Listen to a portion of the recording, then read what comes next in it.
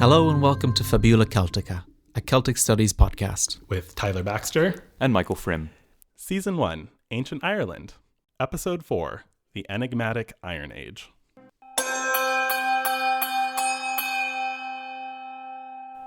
There were once 3 kings who held sovereignty over Ireland in succession. They would rule in 7-year cycles and then hand over the sovereignty to the next person in their group of 3. One was Kinbaith, who came from Findabair of Meg Inish in County Down. Another was Eithruith, who is associated with the waterfall Osrua in County Donegal. There was also Ditherba, whose family came from Ishnach in what is known in the legendary sources as the very center of Ireland. But while their reign in these cycles went very well for 3 cycles apiece, Eith eventually died, leaving only his daughter, Macha, to inherit. And so when it was Eith's turn to claim the kingship from Ditherba, Macha went in his place. And Ditherba and his sons were not pleased with the idea of a woman ruling over them. So Macha claimed her sovereignty through battle, defeating Ditherba, killing him, and exiling his sons into Connacht. She married Kinbaith, the other ruler of the 3, and passed on sovereignty to him, but eventually became worried about Ditherba's sons and whether they would try to come claim the kingship once again. And so she disguised herself as a leper by covering herself with rye dough and went to find Ditherba's sons as they were hiding out in some woodlands. When she came upon them, they asked for news and invited her to sit by the fire. And one of them commented that the hag has a pretty eye. And he implied that he would be delighted to sleep with her despite her condition. So she led him off into the wood so they could be alone, and she tied him up, gagged him, and then came back to the fire. And his 4 brothers asked where he had gone, and she said, oh, he was ashamed for having slept with a leper. And the next brother said, well, I wouldn't be ashamed for that. You have a lovely eye after all. And so she took him into the wood, tied him up, gagged him, and came back again for each brother in turn. After all of them had been restrained, she brought them back to her people in Ulster. And all at once they said that they, the sons of Ditherba, should be put to death. That is not just, said Macha, for that would be contrary to law. But let them be made slaves of, and let the task be imposed on them of building a fort for me, which shall be the capital of the province forever. And she marked out the shape of the fortress for them, with the brooch, which in Irish is ao, of gold, that was at her neck. In Irish, neck is win. Hence came the name of this new fortress, Evlin, that is ao and win, that is the brooch at the neck of Macha. So, I have just recited a little story, usually called Macha Mong Ruith, Macha of the Red Tresses, which is one of the Dinhenicus stories, one of the place lore stories for the name of the royal site of Ulster, Navan Fort, or in Irish, Evan Vacha. And I am delighted to be joined today by a postgraduate master's student from University College Cork. And I'm going to go ahead and let him introduce himself. Hi, I'm Michael Frim. Thank you so much for having me here. Very excited to be discussing Celtic studies. Yes, thank you for being here, Michael.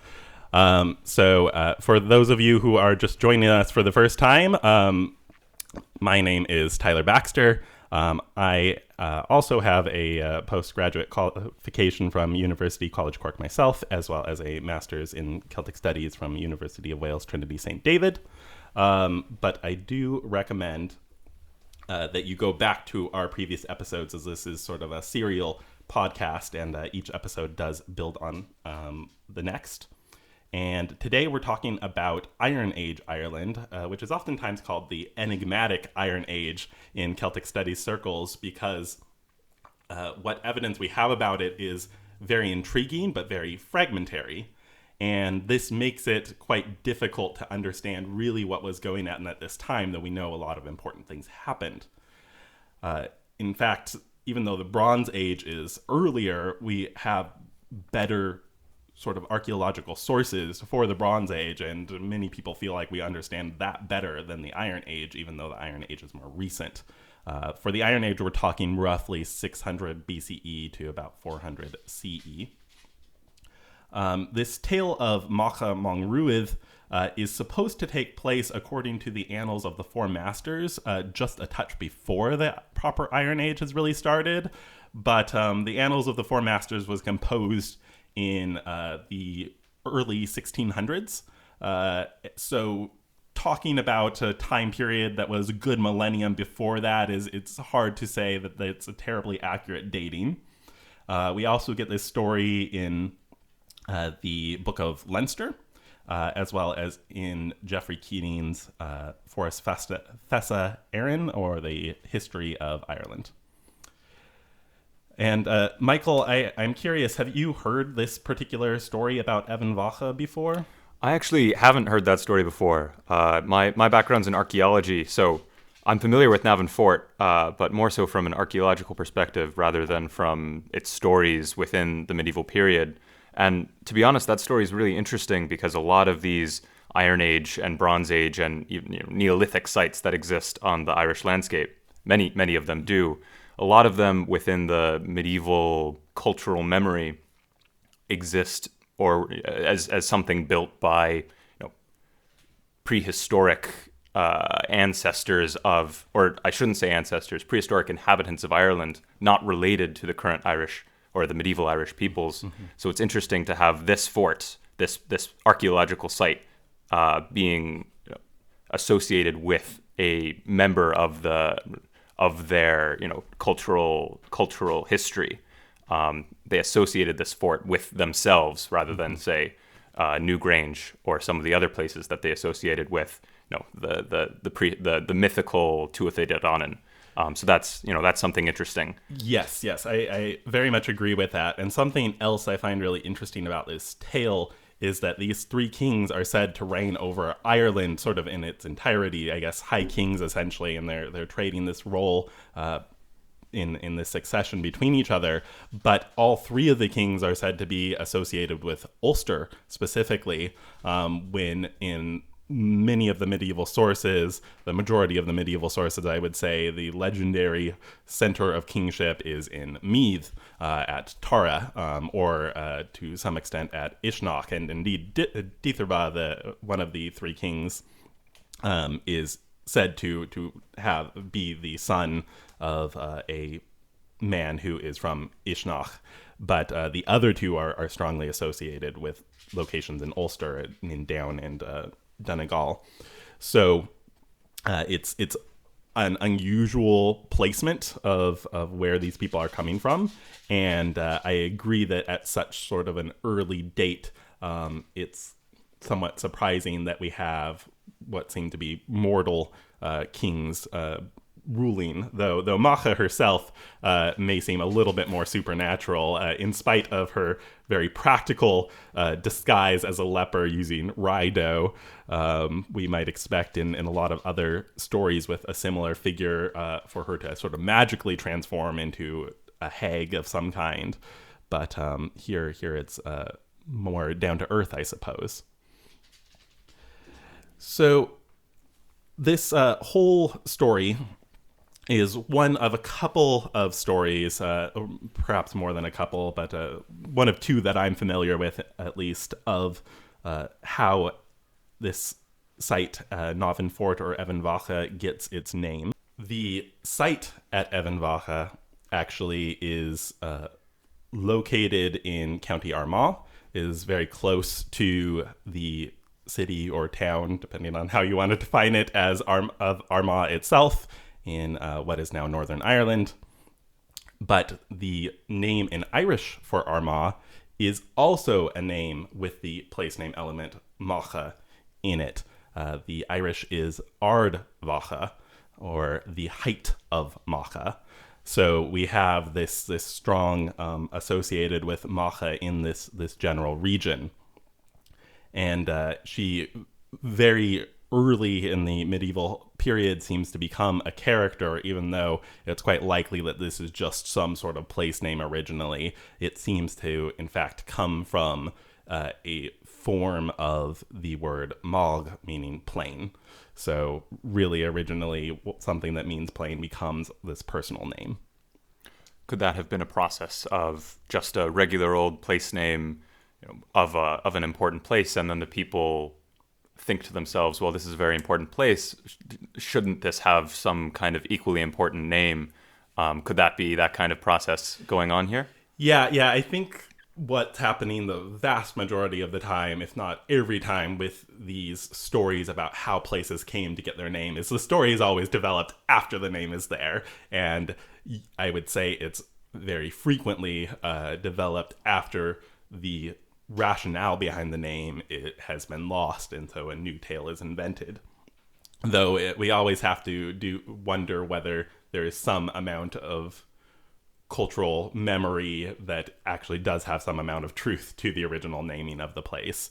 It's also important to add there, I would say, the names of places and the histories of places have very important political implications. So if you were an Ulster king, say, and wanted to claim some cachet throughout all of Ireland, it would be pretty nice to have a story where you could point to Navan Fort in Ulster and say, oh yes, my predecessors, they were kings of Ireland according to this story. So these place names might also have political implications as well for how did these stories come about.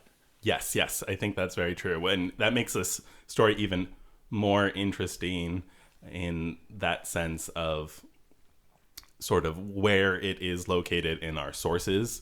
Having it come out of the Book of Leinster. Obviously, the Book of Leinster is named for the province of Leinster, but this is a story that clearly has an Ulster bias. We also see it coming up in the Annals of the Four Masters, which is sort of an attempted compilation of all the other different annals that existed in Ireland up to that point. And to remind listeners, the annals are sort of like almost short diary-esque entries about individual years that are recorded over time in different locations. And they're supposed to be historical, especially once you get to the point where the monks who are writing these annals are writing them contemporarily with the events that are occurring. But oftentimes, as we can see with the Annals of the Four Masters in particular, they also like to work their way backwards, and things get less likely to be true the further back in time they go. So with the Annals of the Four Masters, this was composed with a political aim to really give the Irish and the Irish history cultural leverage, and suggest that the Irish culture was of value at a time when the English were colonizing Ireland and claiming a lot of power in Ireland. But they had this sort of anti-English bias, and so you get interesting things happening, like they change what would have been a title of king to things like lords, because they only want kings being this very prestigious title that only applies to really the High King of Ireland. And so here, in this particular place where this story appears in the Annal of the Four Masters, we still get that king title because these are kings over all Ireland, when that is fairly exclusive and fairly rare in the annals overall. And I think that speaks to the politicization of history throughout human existence, that our pasts have important power in the present, whether it's place names of Navan Fort in the early medieval period or the history of Ireland in the Annals of the Four Masters. Yes. History has political importance. Yes, indeed. So let's take this medieval tale and this medieval perception of this location and of its political significance, and let's look at what the archaeology tells us about this site at Navan Fort, or Emain Macha. So in addition to its location in Ulster in County Armagh, we know that this site goes back to at least the late Bronze Age. We have evidence of a ring of timber poles that was erected within a ring ditch in about the 8th century BCE.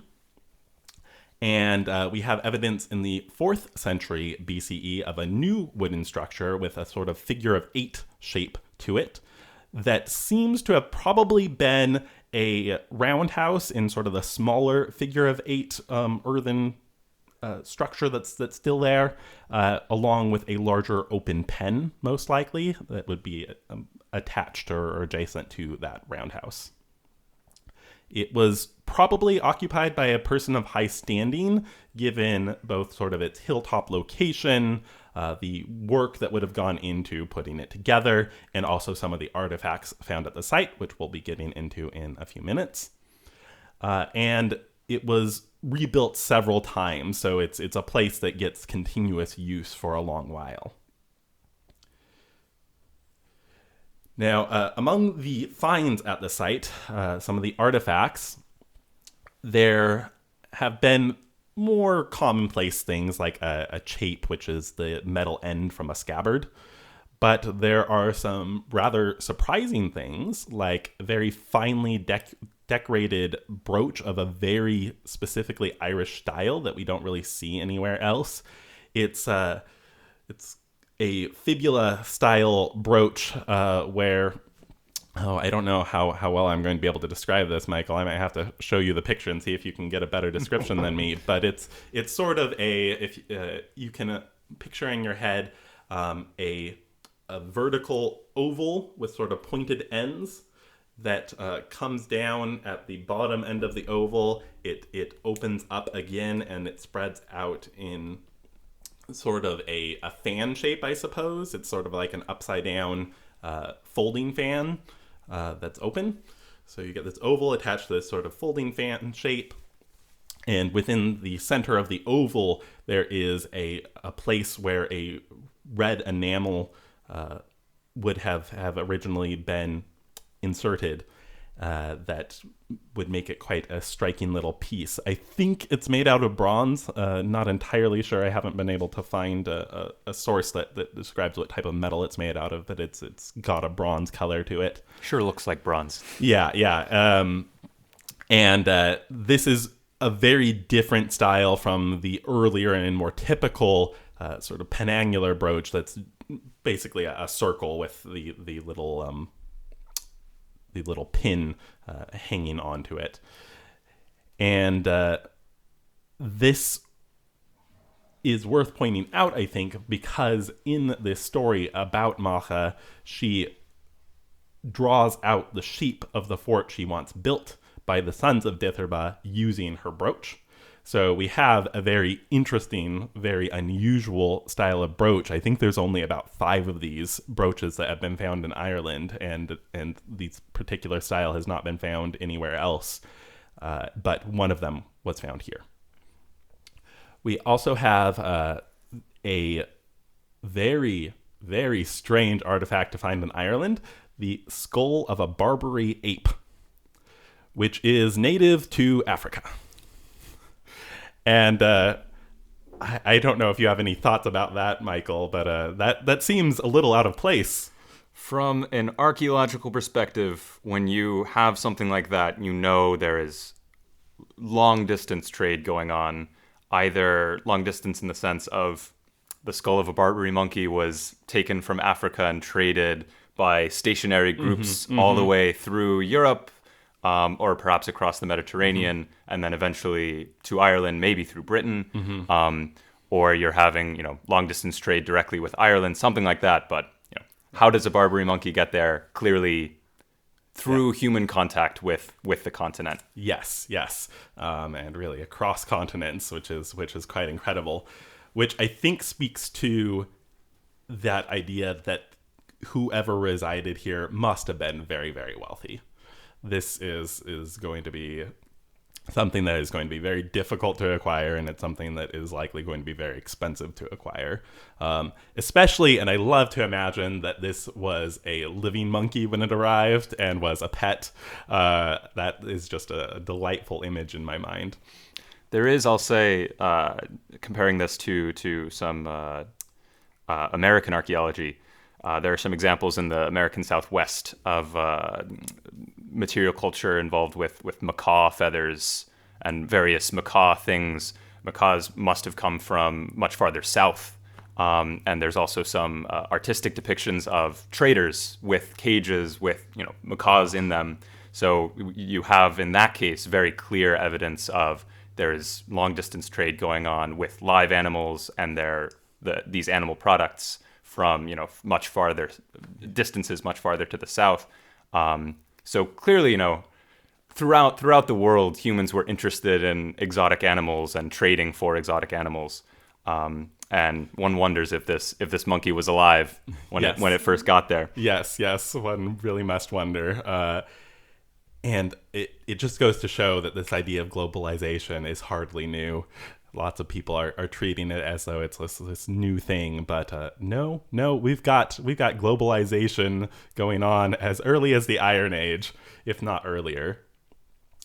Now, the reason that I want to bring up Navan Fort specifically in our discussion of the Iron Age, there's two reasons really. One is because it's an excellent example of the so-called royal sites that we see come up again and again in the medieval sources. Each of the 5 medieval provinces, Ulster, Leinster, Connacht, Munster, and Meath, have a royal site associated with them. But Emain Macha, I think, has the most interesting archaeology to it, and it goes far beyond the short outline that we provided so far. What this site is by far most well known for is this very mysterious event that occurred with a wooden structure at the site. There is evidence, very good concrete evidence, of a large central structure that was some sort of wooden roundhouse that measured about 40 meters or about 130 feet in diameter at the site, which is quite sizable. It would have been built with sort of concentric rings of poles to keep up the roof, and those poles would have gotten taller and taller as you go towards this very central pillar. So if you imagine this circle with a bunch of smaller circles made up of vertical poles, and then as you get closer and closer, there's finally one singular pole in the center, and these all get taller as they go towards that center pole. And the center pillar is estimated to have been as tall perhaps as 13 meters or 42 feet. And the pillar there, through dendrochronology, there's enough of it that remained that we were able to identify it as to 95 BCE.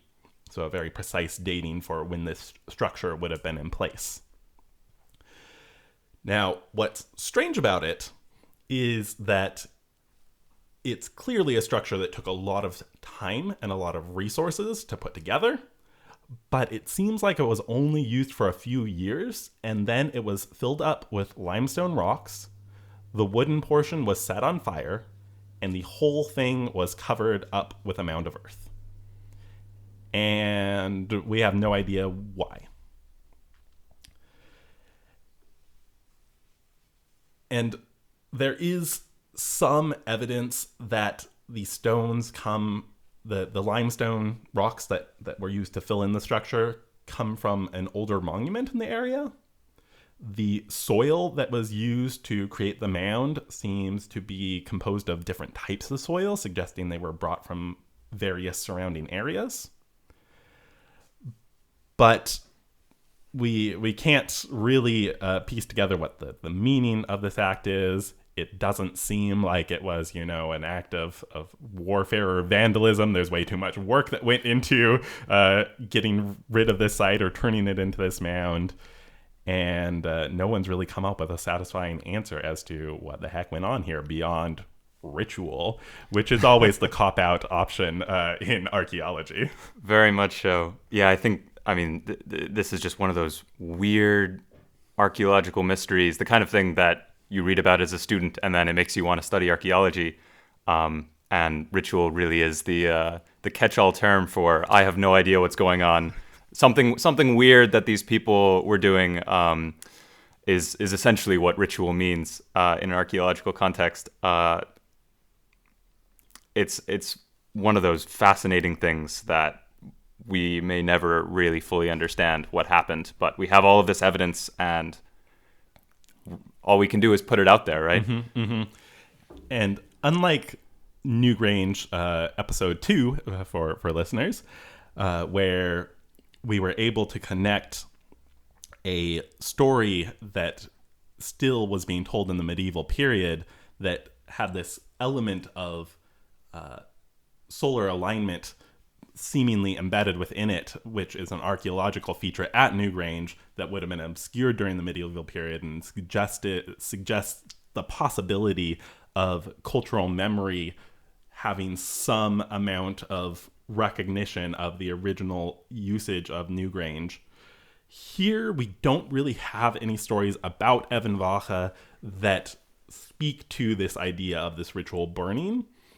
So it seems that it was something that the medieval people were not even aware of, which is fair enough, I suppose, if it was burned down and covered in 100 BCE, about 500, 600 years before the medieval period really properly began. But it is a shame that nothing in terms of the storytelling seems to have come down that could really explain this. Now, this isn't an entirely isolated incident. There is some similar evidence for repeated building and burning at the royal sites of Tara in Meath and at Dún Alana or Knockallen in Leinster. But the evidence there is not quite as good as what we have at Evan Vacha, which is why this tends to be the site that's discussed in this particular context. I'll also add, burning at the tops of mounds is something that's present in a lot of stories and a lot of archaeology. There's, in fact, a whole archaeological class of burnt mounds. Forget the Irish name for it, but there's something there. Though I think that tends to be more about cooking on top of mounds. Right. But things like the story of the St. Patrick and Tara. Yes. There's something important about fire, which I think makes sense from the perspective of human history and human thought and ritual purpose. But there's something about fire and mounds that exists in the Irish medieval mind.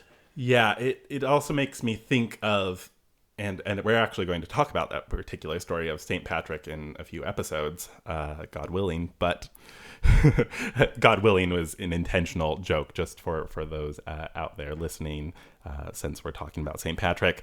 But the idea of burning with a mound also reminds me of several stories where humans typically attack and try to destroy or successfully destroy the Sheatha. They destroy sheath mounds. They destroy these fairy hills or elf mounds, whatever you want to call them. And I wonder if there is perhaps also some resonance with that idea, sort of an act of destruction involving mounds. There's something about fire and permanence. I mean, we even see that in modern folklore, modern storytelling. Game of Thrones, fire as the permanent way to kill. There's something about fire in human thought. Yeah. One unfortunate thing I think about fire as a symbol is that there are a bajillion ways to interpret it. So we can definitely say there's something there, there's a pattern, but its actual meaning will continue to elude us because there are so many ways you could interpret it. Now, this, I think, is a good sampling of why we consider the Iron Age to be so enigmatic. We have more sites with similar mysteries to this. One of my personal favorites is a site called Corlea Trackway, which is located in County Longford. And this was an Iron Age trackway that was built out of wood planks that were put across a bog in order to allow passage over the bog, apparently. But just like with the archaeology of Evan Vacha, a lot of what's going on here doesn't add up in terms of practical uses for this trackway.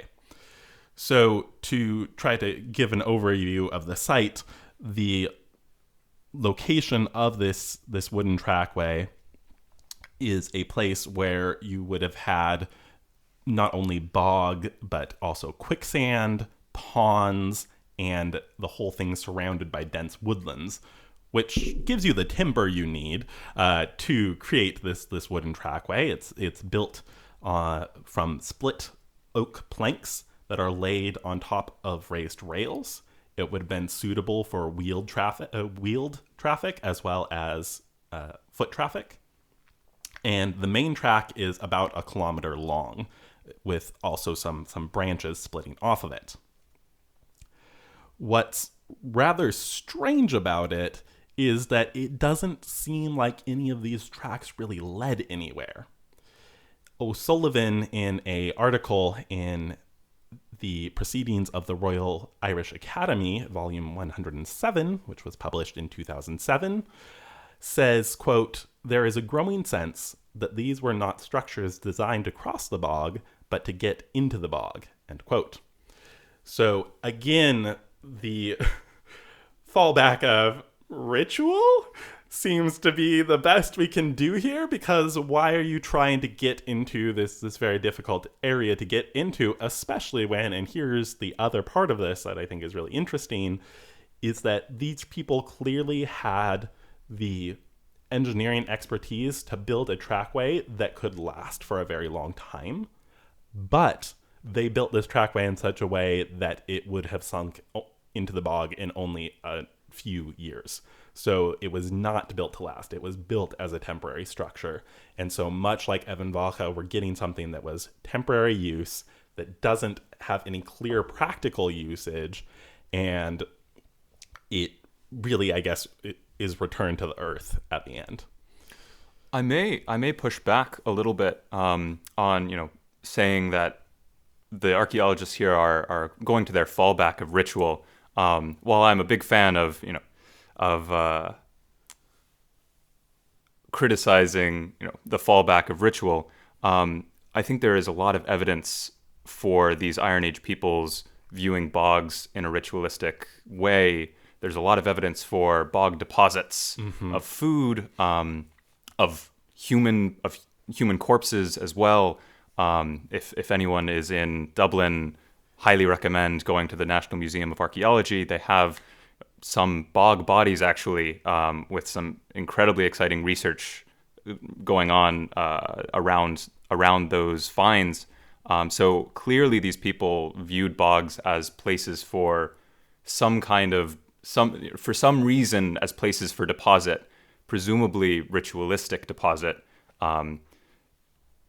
So I think having a trackway to get into a bog, even if it were temporary, even if it weren't going anywhere, so to speak, is not necessarily a surprising thing for peoples who were clearly wanting to deposit things in bogs for whatever reason.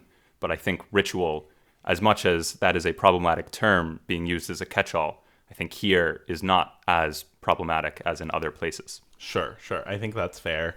And we have talked about this earlier in the podcast about this idea of deposits into bogs and other sorts of deep places, bodies of water as well, that we see from as early as the Bronze Age.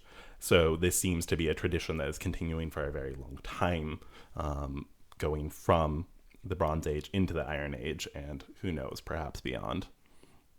Now, this particular story of this causeway that wasn't really built to last reminds me of a anecdote from a longer story that we have visited earlier in this podcast. When we looked at Newgrange, we looked at the very first little bit of a tale known as the Wooing of Aideen, or Tochmarc Edina. And in this same story, the Wooing of Aideen, further in, I think roughly about the halfway point, we see a character of the Tuatha De Danann named Mither, whose name means something like the judge.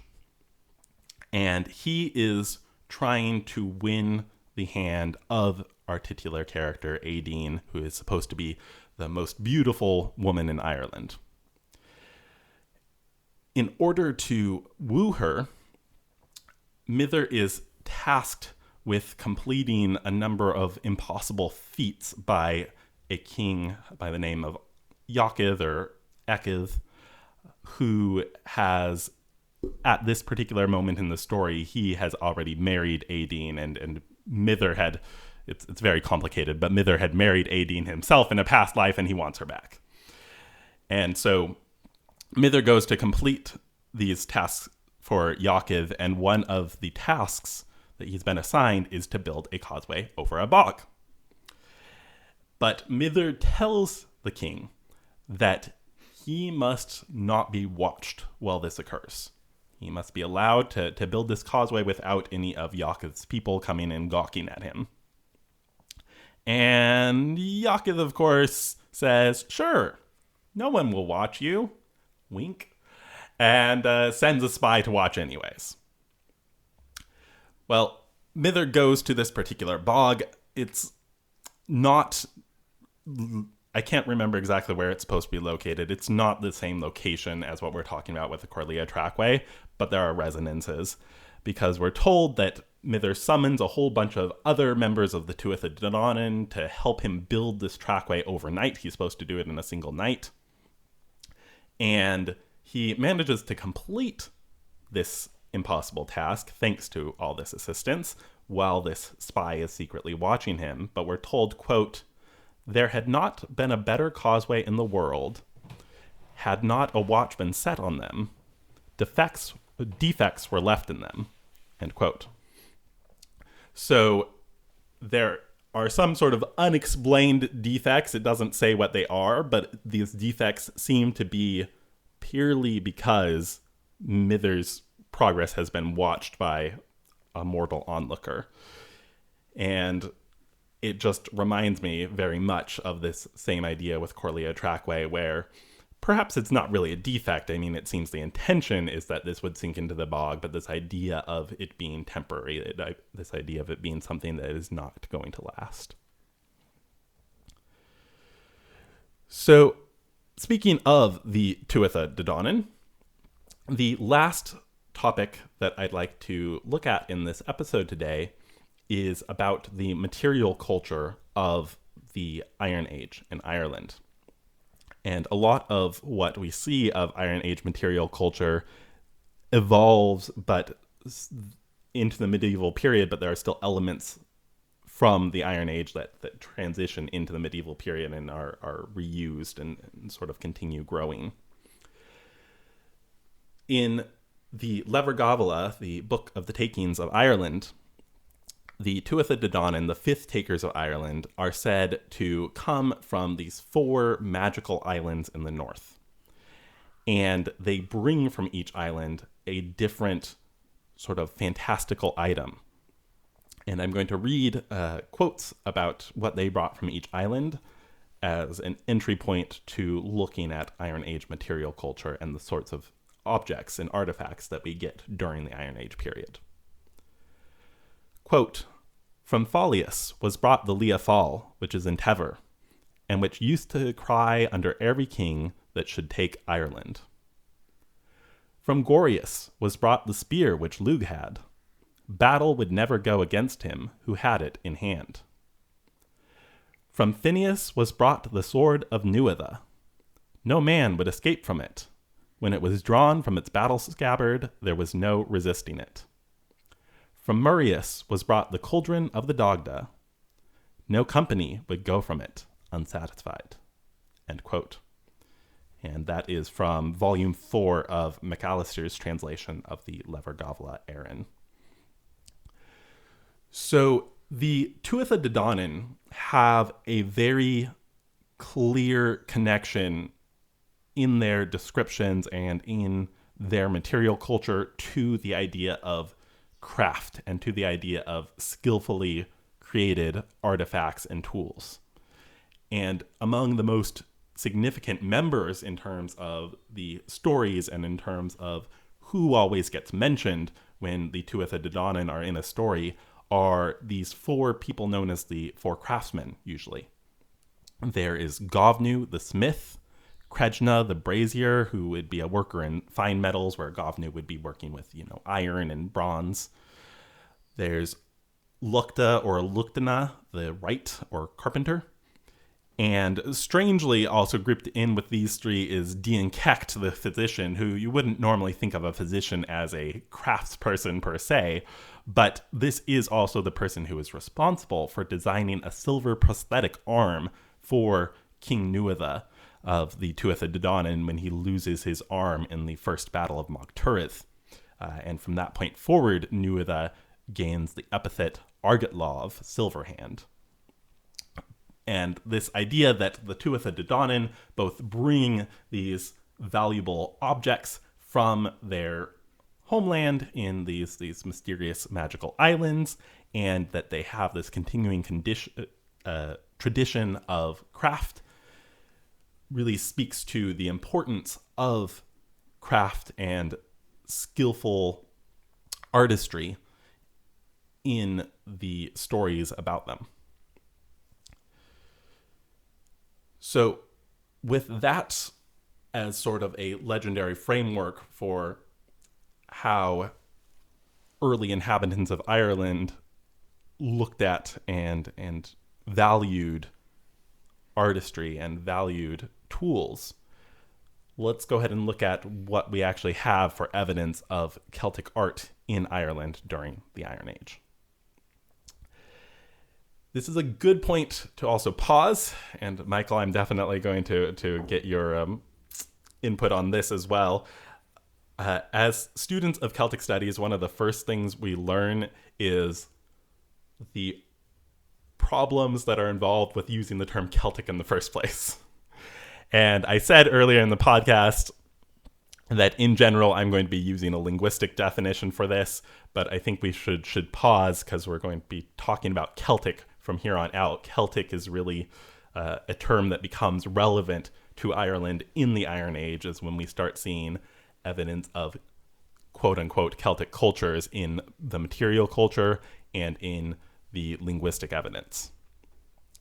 So there are kind of a few different categories that we could draw upon for a definition of Celtic. So one would be the definition that a historian might use. And a typical historian would say, well, we should label things Celtic only when they're labeled as such by the historical sources.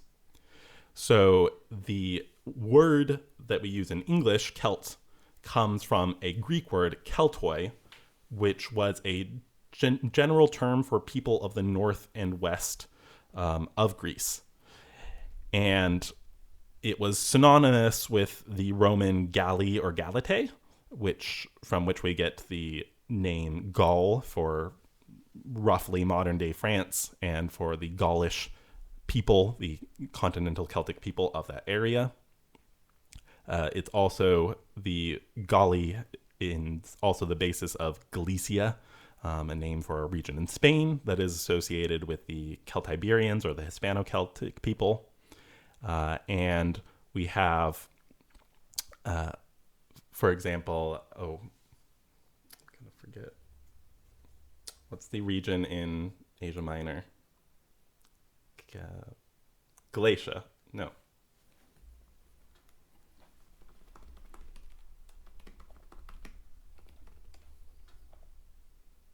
Galatia. Yeah. Okay. Yeah.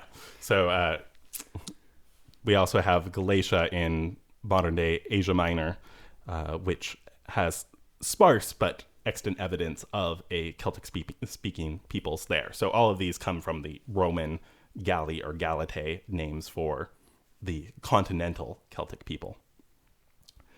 But that totally excludes all the people that we consider Celtic in Britain and Ireland.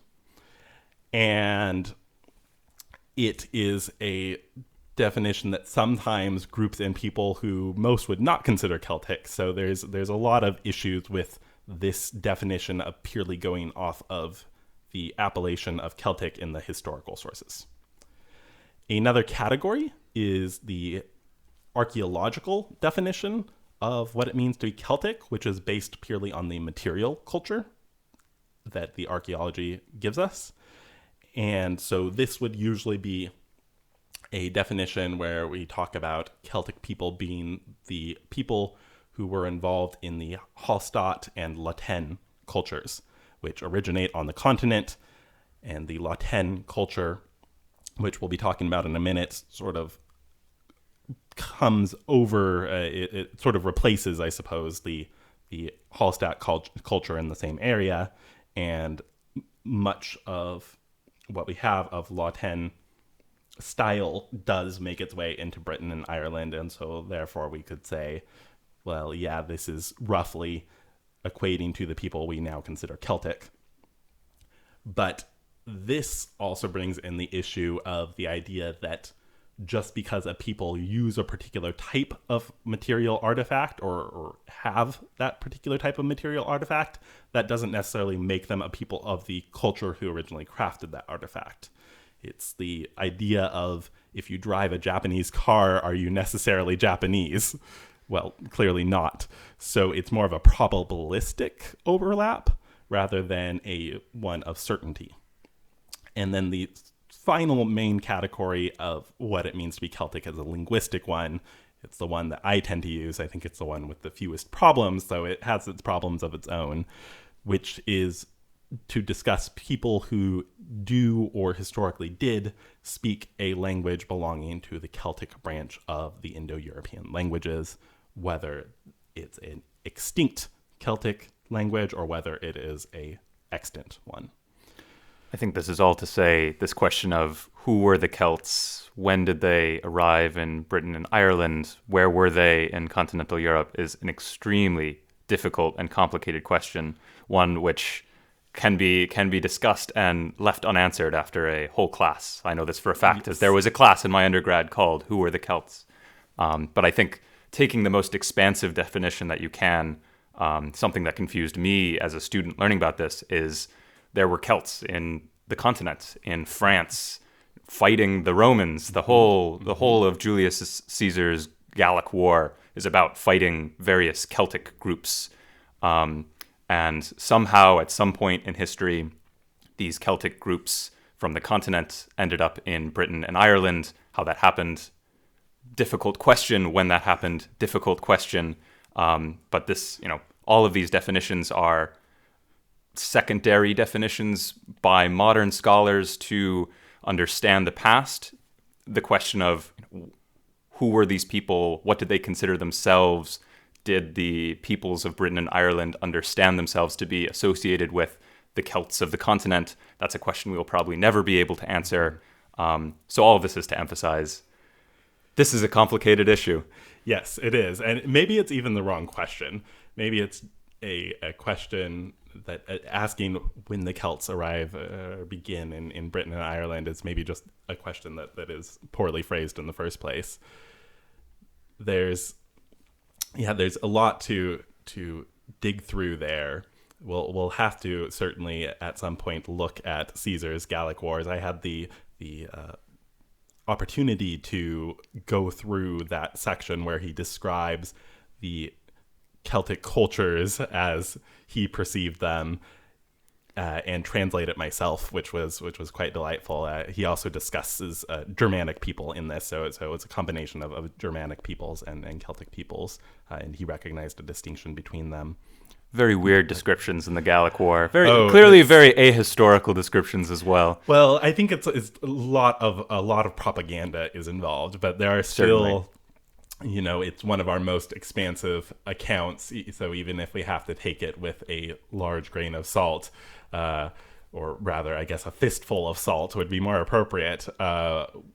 There still may be some value to be gained from it. At the very least, it's entertaining. As with every historical source, yes. One must be careful, but it's very useful to understand, or a very important source to understand continental Celticism. Yes.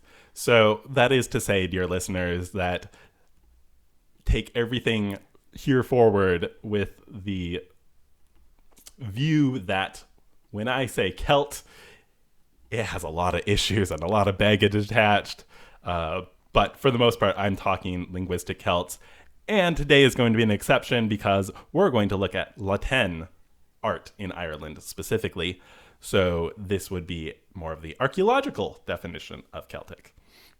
And we'll look more at the linguistic element in a future episode, actually, perhaps even next episode. Yes, next episode. So let's go ahead and try to describe in audio format, which can always be difficult when we're talking about material objects, but let's try to describe what we mean when we talk about Tène style.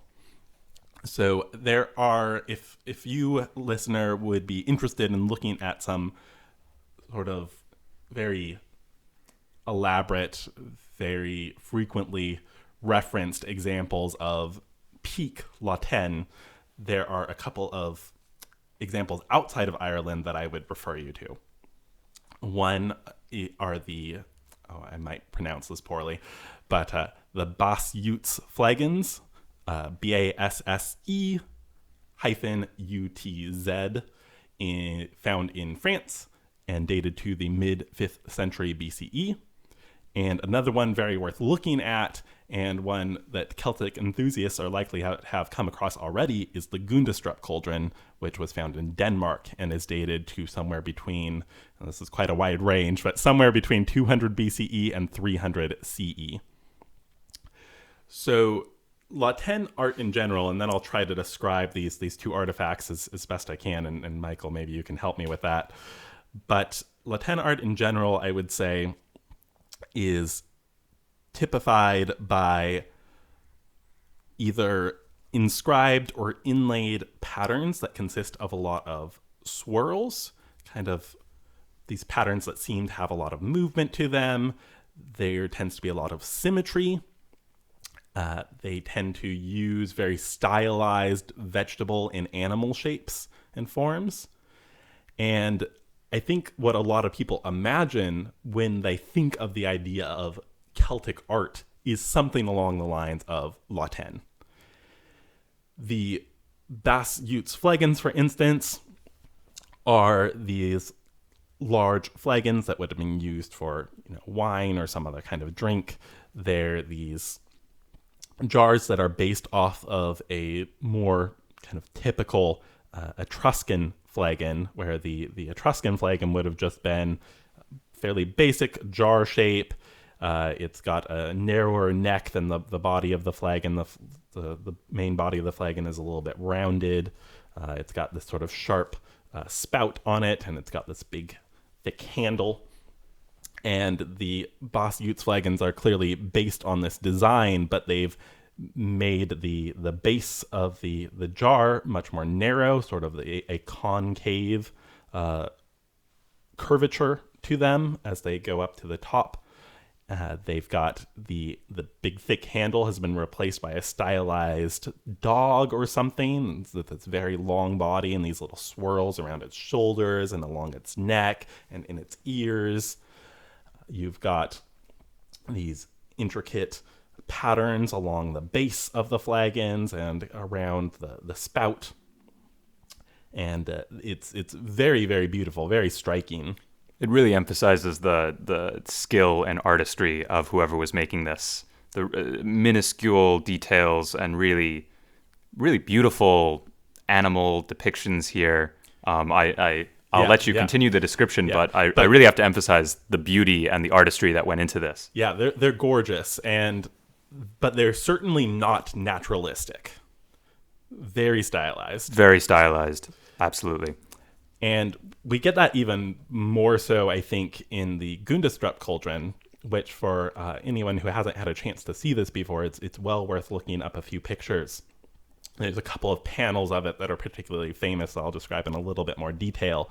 But this cauldron was found in several pieces, which can interlink together, and they've been put back together. But they're sort of these panels that connect to form this cauldron, this silver-colored cauldron. I think it is made out of silver. I'm not 100% sure on that. At the very least, it looks like it's made of silver. It looks like it's made of silver. Maybe it's just silver-coated. But each and every panel has some sort of unique design on it that features faces and people and animals and vegetation. And each one's unique, and it's very unusual in that not only are the out-facing parts of each panel designed in this way, but also the inward-facing parts of each panel have a unique design. So you get twice as many designs if you look both on the outside and the inside. And this is one place where we get the image of apparently a god, a horned god with these antlers coming out of its head, who people frequently identify with a figure called Cernunnos. And he is wearing a torque, which is a very Celtic ornamentation that goes around the neck. We have him holding up a torque as well in one hand, and holding a snake with like ram horns in the other hand. And he's surrounded by all these animals, most of whom are turning to face him as though they want to be in his presence. We have another image that is on one of the inside panels that has been thought of by some as possibly depicting reincarnation, perhaps. We've got these soldiers, apparently. They're wielding shields and spears, and there are some trumpeters behind them, and they're all marching toward this very large, giant figure who seems to be dunking them in some sort of cauldron or some sort of vessel. And as they come out of the vessel, they are all now mounted upon horses.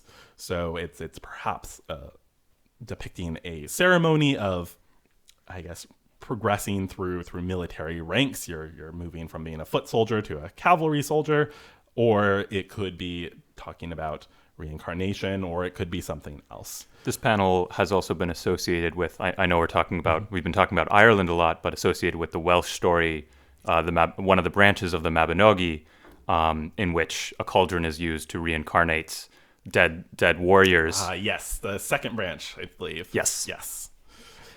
I love whenever we can find parallels to the Welsh stuff as well. That's where I really started with my Celtic studies.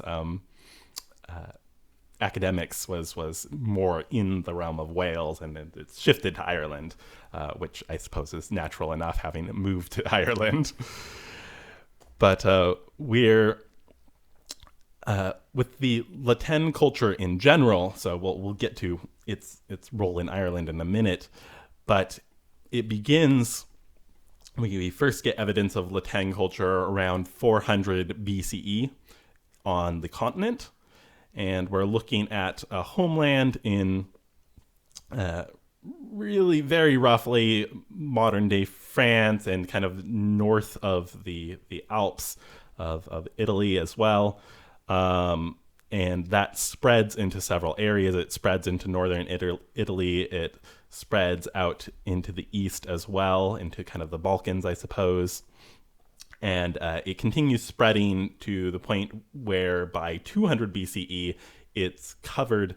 There's Celtic evidence of Celtic-speaking peoples, not necessarily always with Tène. I'll get where the Tène is in a second.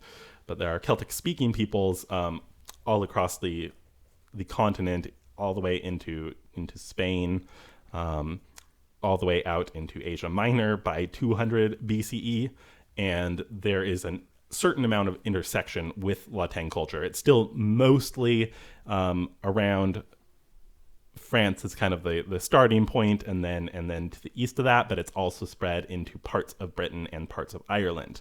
And in the case of Ireland specifically, we really only get La Tène art in the northern half of the island. We don't see much at all in the southern half, which is interesting. Interesting, because the northern half would be the farthest away from the continent, from the center of this cultural complex. Right. I think it speaks to a transition from Britain into Ireland, and perhaps is suggesting that whatever La Tène is in Britain is spreading from a part of Britain that has easier access to the northern half of Ireland as opposed to the south. And one might ask then, is this material culture associated with the migration of people? Mm-hmm. Is it associated with trade? Mm-hmm. Really emphasizes some of the problems you were talking about with this archaeological definition of, we have this cultural complex. Clearly it's all over the Celtic world, but who are the people using this material culture? Right. Yeah, and so I have a quote here from a text called the Atlas of the Celts, which has about 1 million editors, so I'm not going to list those off in audio format, but I'll put it in the show notes. But the Atlas of the Celts says, quote, "The problem is that we simply do not know what was happening and what was the nature of society in Ireland in the formative centuries of the early Iron Age." End quote. And so with that framing, we're not sure either how or with what kinds of people La Tène arrive in Ireland, exactly as you're saying, Michael. It's very rare to have academics so explicitly say, we don't know what's going on. And another reason why we oftentimes will call this the Enigmatic Iron Age. There's just so much that we don't know, and boy, it would be exciting if we did. But just because La Tène is associated with Celtic speakers, it's not a guarantee that people who have this La Tène culture are Celtic speakers. We do also know, and we'll be talking about this in the next episode, but we do also know that the Celtic language that becomes Irish is coming in sometime during the Iron Age, but how strongly linked that is with the incoming of La Tène culture is also really difficult to say. Hard to link language with material culture. It is. Yes, it is indeed. So what are we seeing in Ireland in terms of La Tène? Well, we're seeing a development that's quite specifically Irish of this idea of La Tène culture in something called the scabbard style, which, as it sounds, is a particular way that the Irish at this period designed their scabbards. They're sword scabbards. They would inlay or inscribe this very La Tène swirling, symmetrical patterns on their scabbards, and we have a few of these. They seem to have derived this from British and continental prototypes, but the evidence is very fragmentary, which makes it difficult to say a whole lot about. And just a couple more, one more quote from the Atlas of the Celts I think is useful. They say, quote, "The arrival of La Tène in Ireland has been linked to the arrival of the Celts in Ireland, but the archaeological evidence does not support this. Although large-scale immigration at this time can be discounted, the gradual infiltration and expanse of elite warrior groups cannot be dismissed so easily." End quote. So there is an old theory that now very few scholars subscribe to, if any, that there was sort of a Celtic invasion of Britain and Ireland around this time, and that's how we get Celtic speakers in Britain and Ireland. That's how we get La Tène culture coming into Britain and Ireland. But the archaeology basically says, no, there's no mass movement of peoples that we can justify at this time period. So we have to set that aside, and what the Atlas of the Celts is saying is that, well, there could have been a small group of people, this elite group of people, and perhaps because they were elite and looked up to, maybe they were able to spread the language that they brought in this much smaller group to a larger community. Another useful quote, this one is from Exploring the World of the Celts, says, quote, "The idea of large-scale immigrations of Celts in the Iron Age fits the archaeological evidence no better in Ireland than it does in Britain. The pattern is rather one of strong continuity with the preceding Bronze Age, followed quite late by the adaptation of the Tène artistic tradition, which was adapted to the needs of Irish society," end quote. And so that's really just reinforcing what we've already said, but I think that last bit about its adaptation into Irish society is telling us that this is not purely a trade-based influx of Tène art, at least after a certain point. The Irish are making Tène their own, and they're using it for their own purposes. So if we think about this archaeologically, what we've got is no evidence of large-scale invasion or population movement, scant early finds of Celtic material culture, and something that's really interesting is a big part of Tène culture in the continent are chariot burials.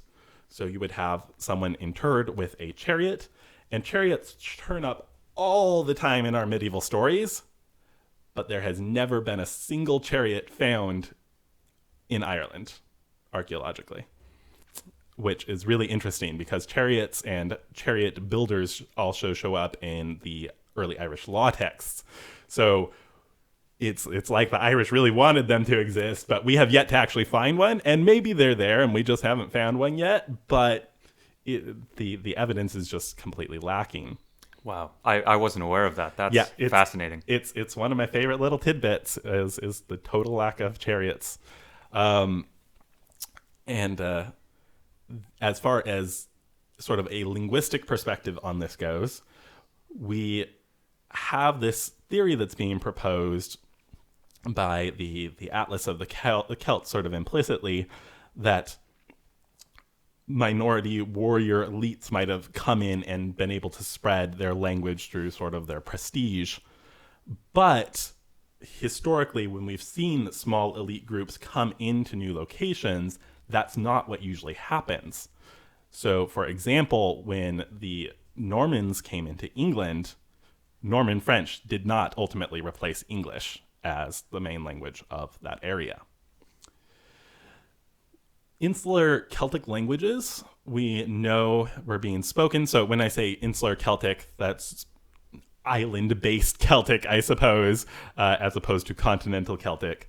So we're talking Welsh, Irish, Manx, Scottish Gaelic, Cornish, and because it is related to Welsh and Cornish, we're also talking about Breton, even though that moved to the continent at a certain point.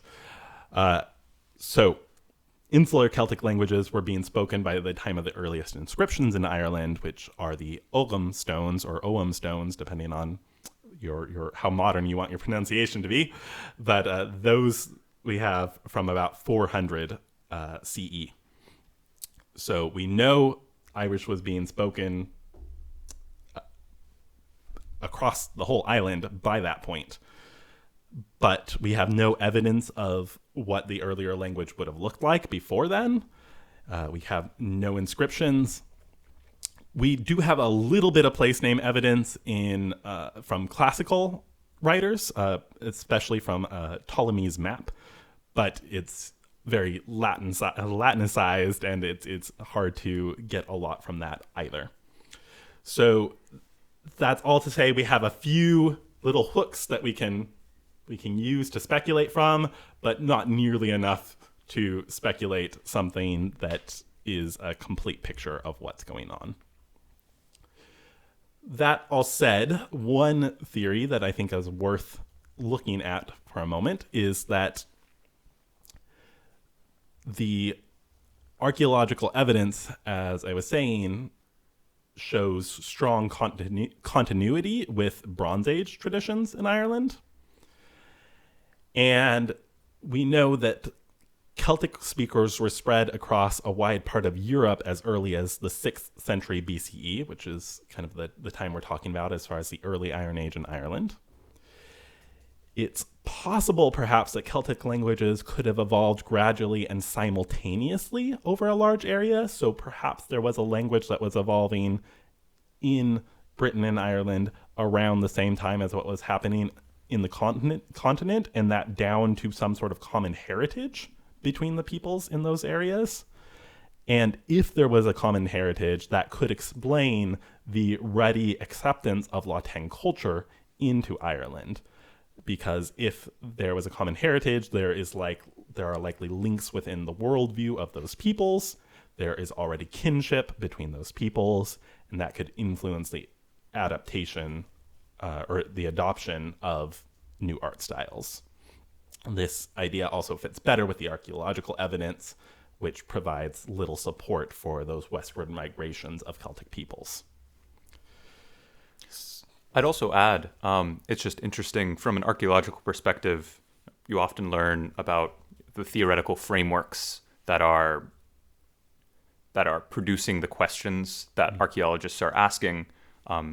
An older framework, I guess the original framework of modern archaeology that has been really prevalent in European archaeology is culture history, which is really focused on defining, classifying material culture, cultural complexes, saying, this grouping of pottery is this type, that grouping of pottery is that type, and using those material culture classifications to understand diffusion patterns, and how certain types of material culture influenced others, how they moved from region to region, and thereby understanding how people were migrating, how people were communicating, how people were interacting with each other. That's very prevalent in European archaeology. American archaeology has their own theoretical frameworks that have influenced their thinking, their theory, the questions that they're asking. So, not sure how this influences our understanding of Tène archaeology and its spread, but just interesting to note from an archaeological perspective. I suppose it's no surprise that this very European question of how did continental Celtic culture influence insular Celtic culture, how did it get to the islands, etc., would be really focused on cultural diffusion, migration patterns, migration patterns, trade patterns, things like that. This very culture historical framework being used here. Yeah, I think it really speaks to how aware we need to try to be, and this can be very difficult, of those underlying theories and preconceptions that we're bringing with us when we go into looking at this material, and these sort of assumptions that we're making that we don't even realize we're making a lot of the time. So if we can be cognizant about the theories that are coming into this, if we can be cognizant about what past scholarship has done and how that scholarship has evolved and what things have changed in how people think, I think that will really help us in these conversations going forward in providing as wide and as fair a picture as we can when we're talking about these early people. And this is not to say that one framework is better or worse than another. They're all different and provide their own ways of thinking. Just useful to have the context of what are the questions, where are they coming from, why are they being asked in this context, is useful to frame these discussions of European archaeology. Yes, and I think it's valuable to embrace the contradictions that come about from looking at these different views, and valuable to embrace a certain amount of uncertainty, especially when we're looking at such an early period before we have even writing that's native to Ireland to draw upon. I think here would be a great place to leave it. Yeah, okay. So next time we will be looking more at the language aspect of this, but actually we'll be finishing looking at the Lever Gavala, the Book of the Takings of Ireland, with the final taking by the Sons of Meal. So looking at the legendary account of the ancestors of the modern Irish, which is very exciting. But for now, Slán go Fóill and Gudur Malagat, and we'll talk to you all soon. Thank you for listening to Fabula Celtica with Tyler Baxter and Michael Frim. Follow us at Fabula Celtica on Twitter, Instagram, or Blue Sky, or email us at fabulaceltica@gmail.com.